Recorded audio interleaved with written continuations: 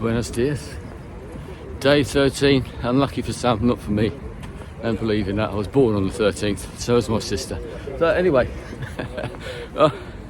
going over the river, coming out of the town. Bridge over there looks a bit like one in Seville. Turn around. But anyway, a very nice place, must admit.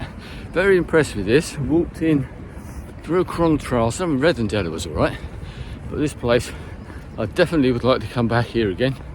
Walked into the newer part of the town, which had a really nice feel to it, like a lot of Spanish cities. Nicely laid out. Everyone's sitting around in the cafes and all that sort of stuff, enjoying that sort of life. And then you walk into the old town where my accommodation was, which is just over the river here. Really nice area, parks laid out. Oh, you know what the Spanish do so well. So today, walking to Caldas de Reis, distance of about 22k today. So that's about 13 miles-ish, something like that. Apparently not quite as hilly as yesterday, which is will be a relief actually in some ways. I recognise these two guys just walking along here. And where are we going? I'll make sure we're going the right way here. Follow the arrows. I remember these guys yesterday. We both got sort of confused in a particular place. Oh, it's up there. That's all right. As soon as you see the sign, you're away. Not that many pilgrims around at the moment. Let's just stop in to let me go over the road. We're very courteous. Yes, 22 kilometres-ish today. Through woods again, I believe, that sort of hill villages and that sort of thing. It's still very nice. Didn't miss the coast in the way though, that rugged coastline. That was so beautiful. As I said, hopefully not as hilly today, although you're in the hills, so you're going to get some sort of climbs. That took it out of me a little bit yesterday, but feeling very good today. Actually had a right proper rest. Didn't really do anything. Had a little wander around the old part because it was so picturesque, and then just laid up and rested, which is what I need. As I said, I feel good today. Feel sort of raring to go. There's a little bit of a nip in here, which is quite good actually. Wakes you up if you needed it. And it's only about 7:30. I was awake and thought, I'm going to get going now. There are pilgrims about, but nowhere near as many as there were at 8 o'clock in the morning. So maybe I'll beat them to breakfast wherever I happen to stop. Right, I'll leave it there. So I don't want to get lost, but I've no doubt I shall speak to you again sometime along the way. Adios.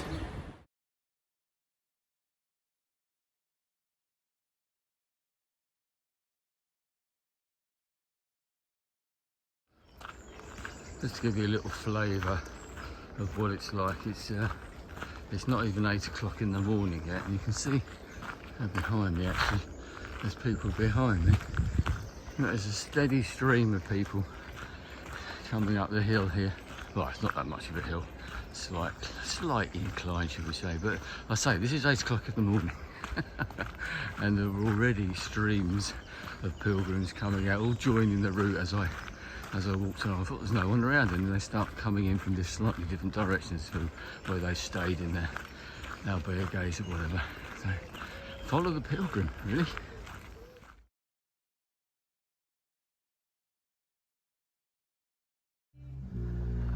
You know, I remember I was saying the other day, that doesn't matter where you go in the world, they play the Beatles.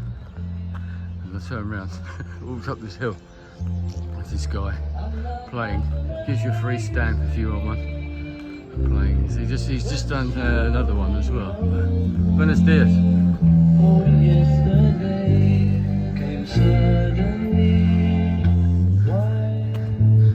Wherever in the world you go. I always remember there's a little story with myself and Julie. We went to Budapest for the weekend. Went in this sort of local restaurant, and there's a guy playing, I can't remember the name of the instrument, it's a bit like a zither, you know, like the old Third Man theme tune. It had that sort of sound to it.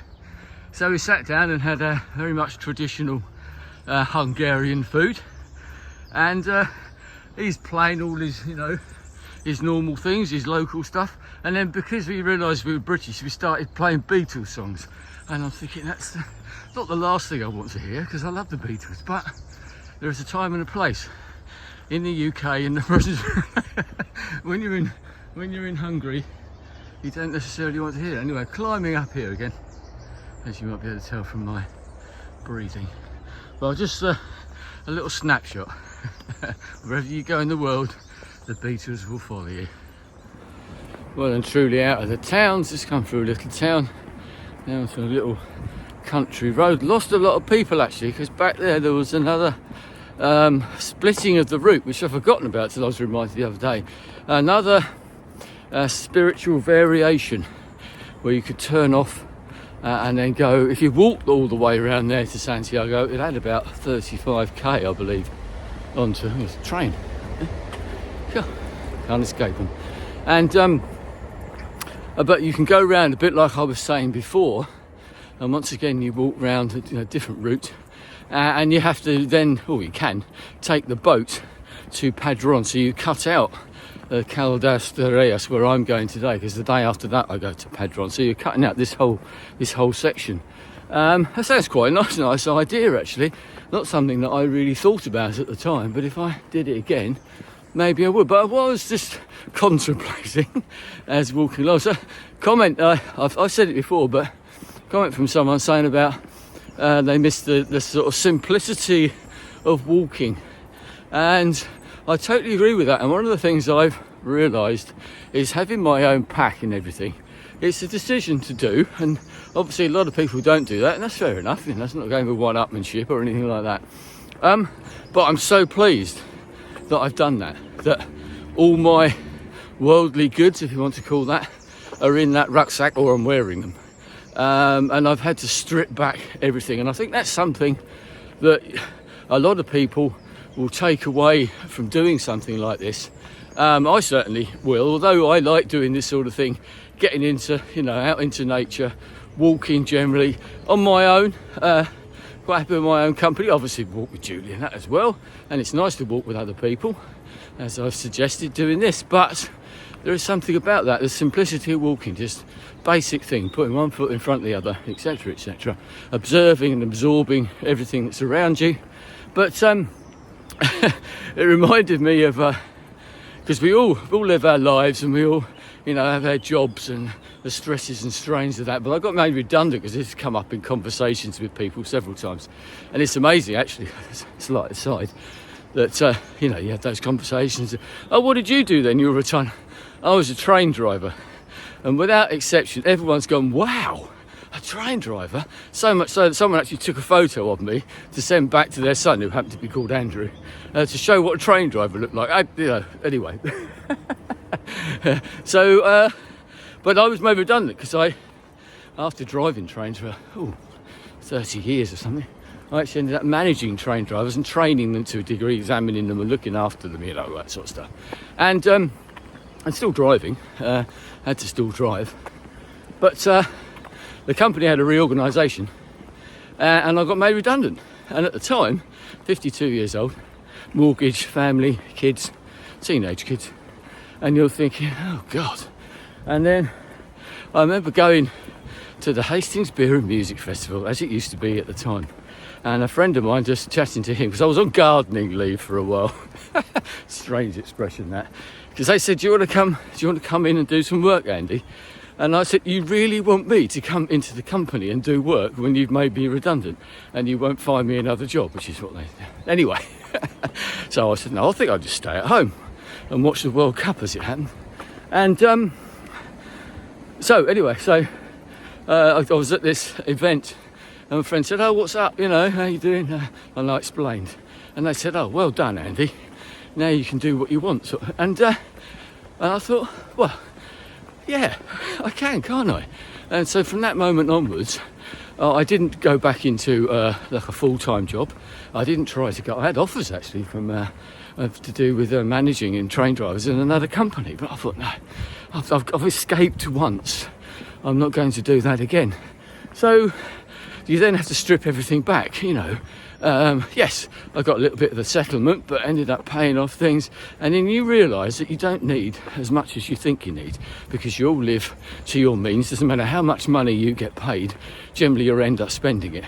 But doing things like that made me think about cutting things back and simplifying things. And as I said, you realise that the simple things in life generally don't cost that much at all, and that you can live with far less than what you maybe are used to. So, and I followed that through when Camino followed that through on my life ever since. Downsized for myself and Julie, etc., thinking about all that sort of stuff. And then you come on something like this and it just completely reinforces it, and it's a really nice feeling, actually. I like that. It's not a minimalist thing. I've got possessions, don't get me wrong. Records, books, that sort of stuff. But over and above that, not a lot. Having had to move, not had to move, but moving last year and having to get rid of a loft's attic's worth of stuff. That makes you think. Chuck it all out, and then you do think to yourself, well, actually, if I haven't looked at this for 5 years, 10 years or longer, do I really need it? I know there's some emotional stuff that you don't want to get rid of, old family stuff and memories and stuff like that. Fair enough. But cock crowing. So there you go. So the simplicity of walking along. And now this is lovely, actually, very peaceful, because there aren't many people about, as I said, because a lot have peeled off and gone the other way. It's surprising how many have, actually. But as I said, I can see the thoughts in that. Another one of these streams coming down here. Streams everywhere. Obviously we're in the hills, and it's quite a wet area. And they just run down all the way. So I shall leave it there while I ford this stream. I'll try not to get my feet wet, and I shall speak to you later on, no doubt. Adios. The birds singing, lots of forest walking, and there's a couple of pilgrims up there. But just thinking, this walking through woods is always such a peaceful thing to do.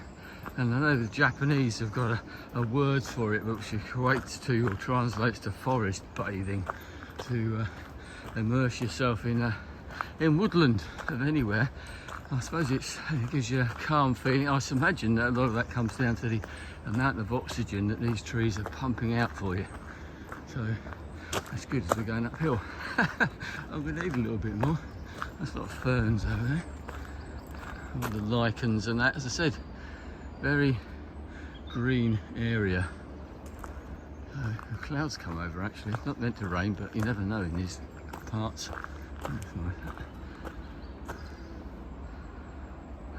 Anyway, on we go.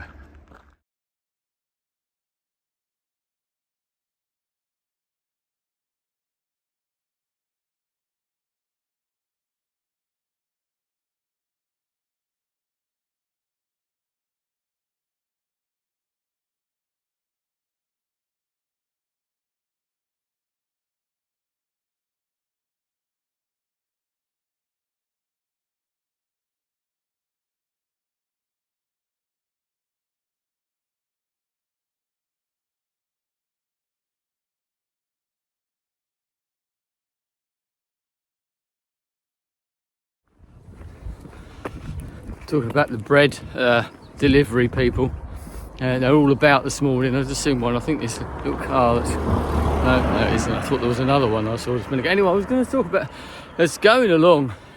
Before I did this, I, like many people, reading guidebooks, Facebook posts from dedicated groups to either the Caminos or the Portuguese, whatever.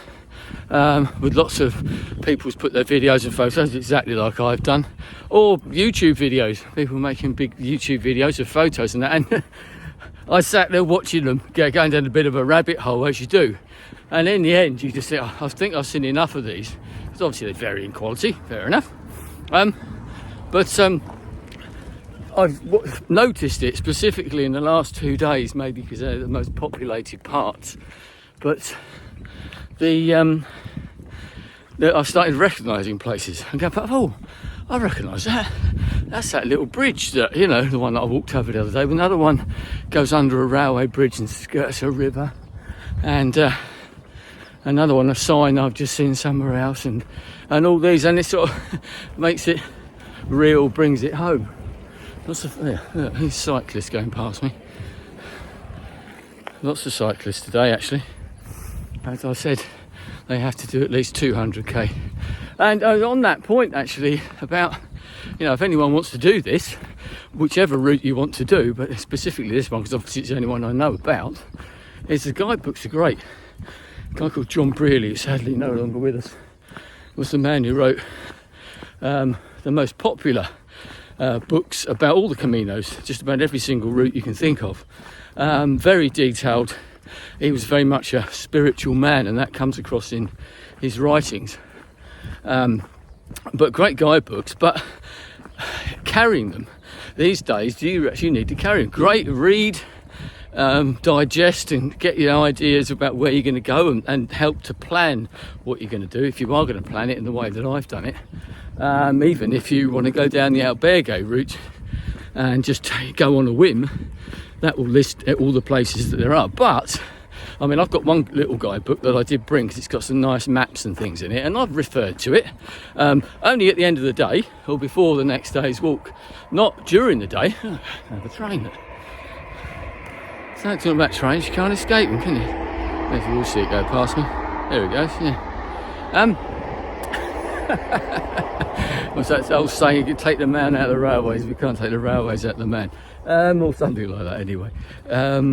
But that particular book, I ended up cutting out all the pages that weren't relevant, so it's all taped together now. But it has been helpful, and I drew up my own little plan of what I wanted to, or where I was going day by day. But with the apps and things like that nowadays, it is get the right app. I've been using Wise Pilgrim, which is, I've found very good. Camino Ninja is another one which people have used. I'm not quite so keen on that, so I've happened to have stuck to the Wise Pilgrim one. But unlike the John Brearley books, they're very detailed about turn here, turn there, do that. Brilliant, but you can't do that when you're going along. And to be honest, you don't need to. The signs everywhere. I mean, even the non-obvious signs. I remember with dear old Norma, who was a bit lost. I was pointing things out to her and saying, look, you see these? That tells you you're on the right route. It's not an official marker. It's not an official arrow. Oh, I hadn't noticed those. All the little things, and even to the point that it's unofficial, you know, yellow arrows and that all over the place, as I've probably pointed out. But also, once you go past any lampposts, street signs, there are stickers and things like that, sometimes with arrows on, sometimes with recommendations for cafes, restaurants, albergues, etc., like that as well. So you can pretty much know that you're on the right route, even if you don't see a sign. So, in fact, and on that point, I'll try and show you them back. So there's one there, the official one up here, and there's another one which is sort of semi-official, and there's another arrow down here. You probably can't see it, but it's a blue one. It's pointing the other way because that's going to Fatima from Santiago. So even if you wanted to do that, you just do it in reverse type of thing. So just find your way. It's usually pretty easy to do. Yes, the worst parts are going into and out of towns. Cities, that's the hardest part, but apart from that, it's pretty straightforward. Anyway, look, yeah, I'll show you this is exactly what I was on about. See the signpost there, the speed sign, loads of stickers on it. That tells me unofficially that I'm going in the right way, because everyone's advertising their wares. Must be a real boom for tourism. Anyway, maybe that's a subject for another video. Anyway, I'll speak to you later. Adios.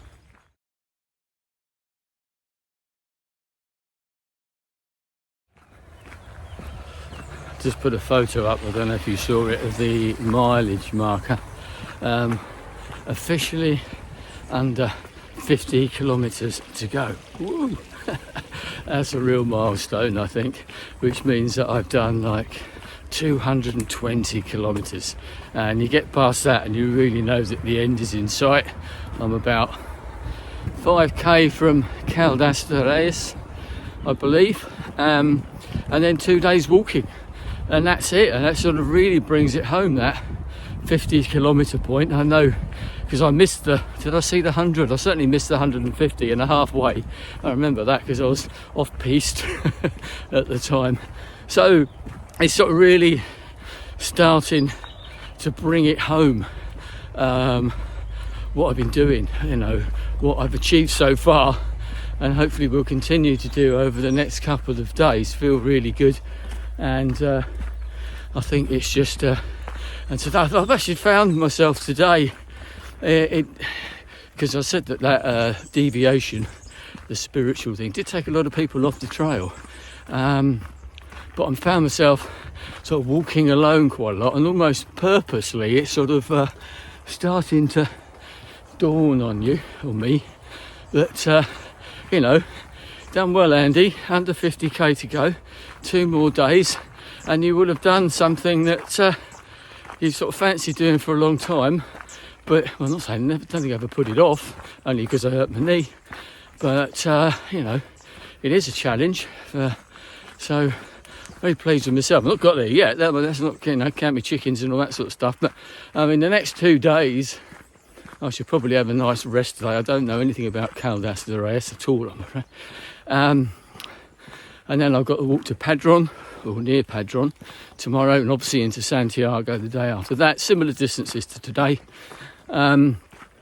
So I should probably be getting up sort of fairly early and getting out and walking. I mean, I haven't done that every day because of the distances and not wanting to get into the next town too early before I can check into my accommodation, or even before anything is open in the particular town that I'm going through. So it's just a change, I think. It's another slight sort of stage in my Camino journey. So yes, so it's all downhill from here, because I have a feeling there could be some uphills as well,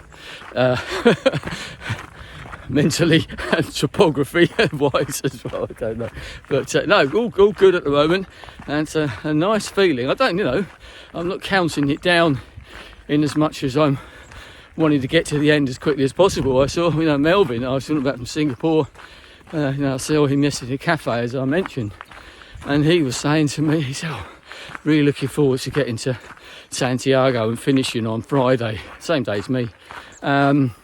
Yes, he's walked all the way from Lisbon, I get that, but that's not what I want. I want to take it all in. I was saying, sort of being on I purposely walked quite a lot slower today, really taking it in, and I may well end up doing that the next couple of days as well. Not sort of making the journey any longer than it needs to be, but take it all in. So anyway, a happy Andy at the moment. So I'll speak to you probably when I get to Caldas de Reis, which hopefully isn't too far away. Adios.